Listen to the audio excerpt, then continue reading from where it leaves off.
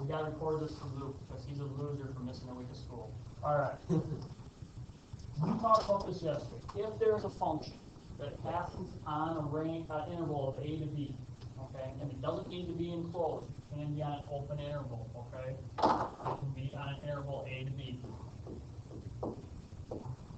All right. We can, all right. And I'll say it's closed this time. We'll make the values so that it works. All right. And f is continuous. No infinite discontinuities, no removables, no jumps. F is continuous. And it doesn't matter if this is rational and advancing to the left or right of A or B. But in this little cited spot, F is continuous. We can let n be any number, okay, between f of A and f of B. We can let n be any number between f of A and f of B. All right? With one condition. F of A and f of B can't be the same. And I'll show you why here in a second. But these two endpoints can't be the same. All right? And actually, because it doesn't work real well, because we don't know if it goes up or down, we'll do the why. Then there exists a number C. If this n is between this, and this is all net, then there exists some number C. Do you agree? Between A and B. Such that what? Such that f of C equals n. You guys agree? So n has to occur, right? We talked about this yesterday. N has to occur. All right? So if I make this a little smaller, because right now I unfortunately made it so it cuts across the screen. Not at all, we'll see. All right? All right. It explodes, yes. All right, I'll get this right. All right, and I can read this to you again. Suppose f is continuous on a closed interval a to b. All right? Okay. And let n be any number between f of A and f of B, where f of A does not equal f of B. Then there exists a number n. Well, if that was the case, then you couldn't put any in there, right? There's, yep, for the number n, then there exists some number c between A and B and not A and B. You notice these are equal points, these are not equals. C lies in A and B, open parentheses, right? Such that f of c equals n. And this is really cool for finding roots, finding where function polynomials equal 0. Roots are where the expression equals 0. We'll come to that example. But I want to talk about why f of A can't equal f of B. Can you guys picture a graph?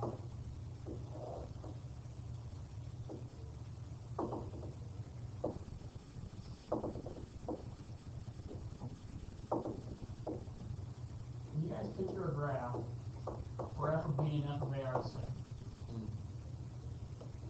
Now I'm going to tell you the function between these two little black dots. I change the color. Is continuous. We don't know. Does this function go up or down? We just know it's continuous. We don't know. We don't know. Does it go up? So you pick the n up here. Oh, that's why you Does it go here? Does it go here? So when we have a b, we know if it ends out. Well, we know it goes up or down and has to pass through. Yeah. We also realized from our conversation that if we just know f of x, we don't know how many times it may go through n. Do you guys agree with that? We don't know the frequency? We don't know the number. We know there's at least one, okay? Uh-huh. We do not know if there is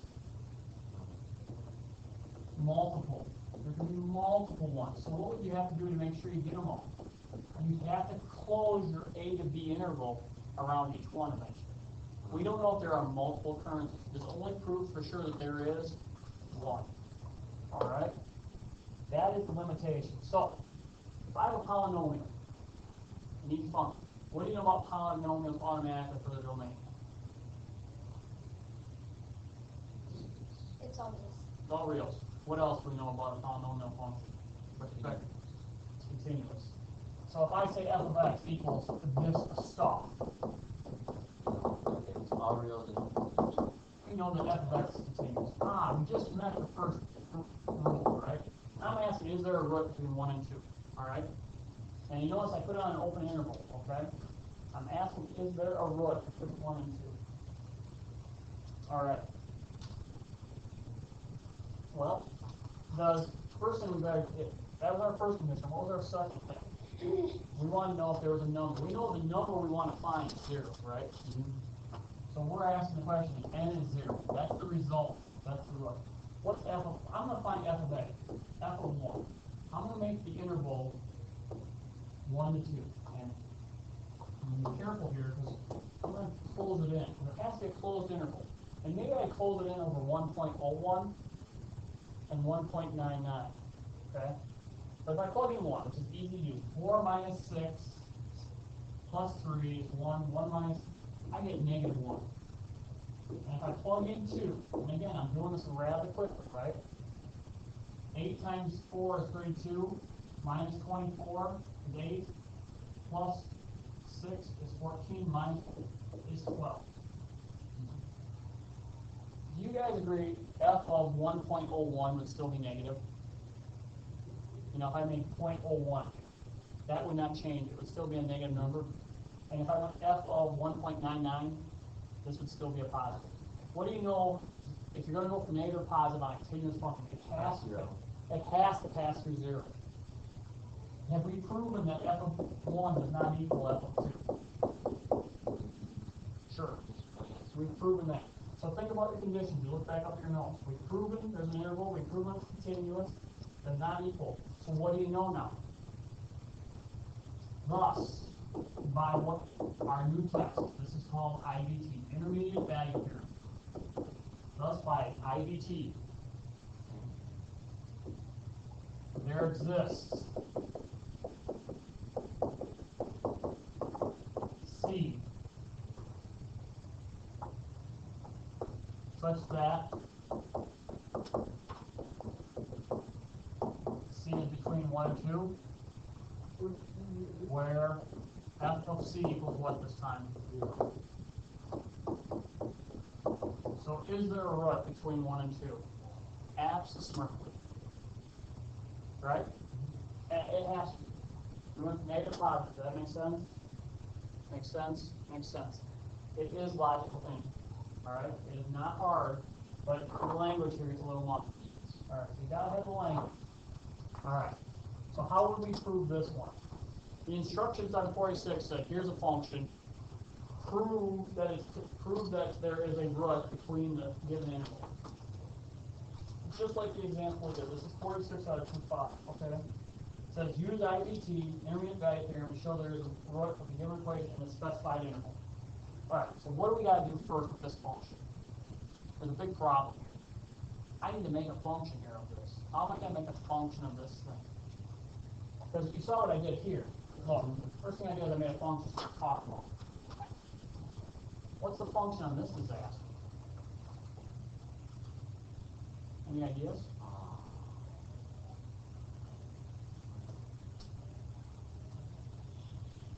You got any ideas? Sure. There we go. Let's make it everything on one side. All right. You know what? Can I move x and 1? I might prefer x plus the cube root of x minus 1 equals 0. Is that okay? I much prefer the positives. So what's f of x this time? You guys agree with me? Hey, let's make f of x is stuff. Alright, what's the negative 1 do to the function? Nope. What's negative? And move it down 1. So do we care about that? No. What's the domain of x? What's the domain of just x? All reals. Give me a negative number. Negative 1,000. Oh, okay. I was plugging into the other x. Back up. What's the domain? I said range. What's the domain of this all real? What's the domain of a cube root, an odd root function? All reals. -8. It's only even roots that are the. Remember, odd roots in our heads look like this. So we've learned by composite functions, if it's all reals shifted down 1, Is the domain all reals? Yes. Yes. Is the function continuous? Well, this is a continuous function. This is a continuous function. Thus, f of x is continuous. Do you guys agree? All right. What do we want to prove next?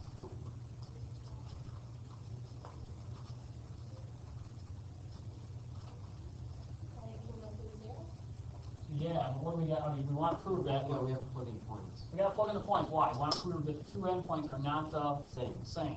So let's do that. F of 0 and f of 1.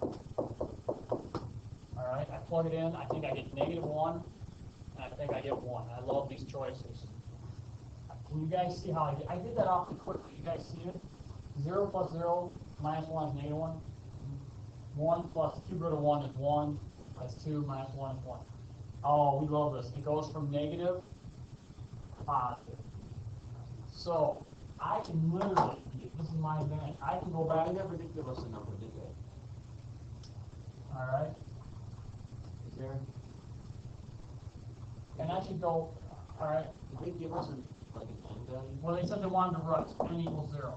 Oh, okay. So, since, and I probably should have said this, so since f of 0 is less than n is less than f of 1. You guys agree that 0 is between these two values? I didn't do that statement last time, I probably should have. Then, by IVT, and I'm going to, you're going to know something. I don't write it the same every time. I do logical thinking. I don't teach you guys to just how to, but it has to be IVT. Since by IVT, and up here I'm gonna denote that these two are not the same. All right. Thus, by IVT, there exists. We always gotta say there exists a C value, right? A C such that it fits where? Where's C fit? In between 0 and 1. 0. Okay, such that the 0. 0, yeah. This time it's 0, 1. Is it always 0, 1? No, it's whatever interval I tell you. Yeah. Such that C fits between 0, 1. Thus, that there exists a C such that C between 1, where C sub f of C equals what? We agree it equals the number 0. Is there a root then? Have we proven there's a root? We're done. It is approved. Alright? How are these going to get harder or change? They don't. They really don't get any harder. And we use it to find roots. We use it to find the zeros when we have funky equations crossing the x-axis and we really want roots where the y value is 0. It helps us locate. So if we can locate roots, we can develop equations. Alright? On the AT, it's simple questions with does this have a root?